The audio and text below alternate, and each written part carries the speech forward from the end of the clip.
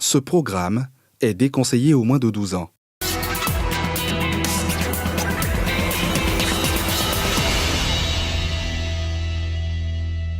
Le directeur l'a menacé au fait. Il dit aux parents, toi, parce qu'il te montré à l'école ici.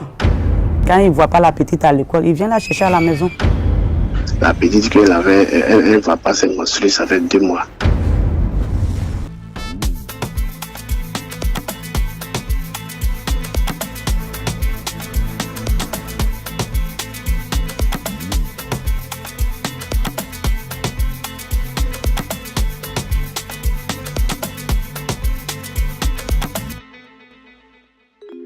Difficile de savoir à qui l'on a vraiment affaire dans la vie, surtout lorsque cet homme jouit d'un statut social respectable.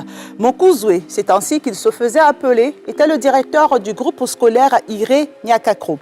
Un homme dévoué qui semble digne de confiance, à qui des parents ont confié l'éducation scolaire de leurs enfants en toute tranquillité, mais sans peine. Le directeur a caché ses vices et sa véritable personnalité derrière son statut.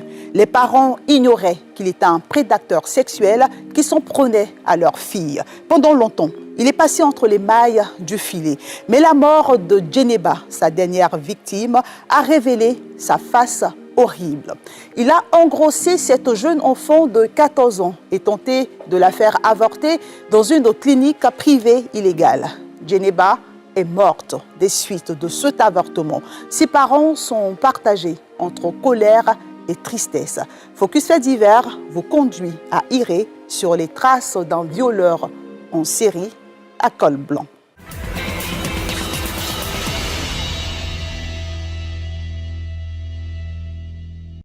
Monsieur Mankounzoué, comme il se faisait appeler, est le directeur du groupe scolaire Iré Nyakakro. Il se propose d'encadrer personnellement certains élèves de son établissement. Ce fut le cas de la jeune élève Djeneba. Les parents de la petite n'ont, de prime abord, aucune raison de se méfier du directeur d'école. Il a dit à mon mari qu'il va suivre mon enfant pour lui donner des coups de renforcement. Souvent, il appelle mon mari même pour lui envoyer de l'argent. L'élève en question, c'est elle, Djeneba Kousouba, 14 ans, en classe de CM2. Son père l'a confiée à sa sœur aînée, dont la fille unique est désormais mariée à Tabo. Mon enfant est très respectueuse. Quand sa tante lui dit « reste là », elle ne bouge pas. Elle ne sort pas la nuit non plus.